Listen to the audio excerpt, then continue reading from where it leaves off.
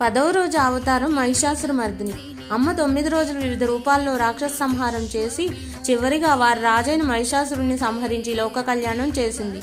అమ్మ మనకు ఉగ్రస్వరూపంతో ఎర్రని కళ్ళతో 18 చేతుల్లో వివిధ ఆయుధాలను ధరించి విజృంభించిన సింహం వాహనంగా మహిషాసురుని సంహరిస్తూ దర్శనమిస్తారు.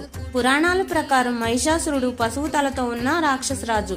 అమ్మవారు మహిషాసురుణ్ణి ఎదిరించి 9 రోజుల పాటు తీవ్ర యుద్ధం చేసి నవమి నాడు అమ్మ ఉగ్రస్వరూపం దాల్చి మహాశక్తిగా 18 చేతులతో మహిషాసురుని సంహరిస్తారు. అప్పుడు ముల్లోకాలు జై మహిషాసురమర్దిని అని జై జయకారాలు చేశారు.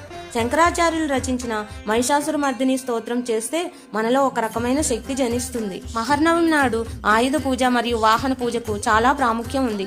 అందరూ వారి వారి వాహనాలు ఆయుధాలను శుభ్రపరిచి అమ్మ ముందు ఉంచి పూజిస్తారు. మహిషాసురమర్దినిగా అమ్మను పూజిస్తే సద్బుద్ధిని, శక్తిని, దుష్ట శక్తుల నుంచి మనకు రక్షణ కల్పిస్తుంది.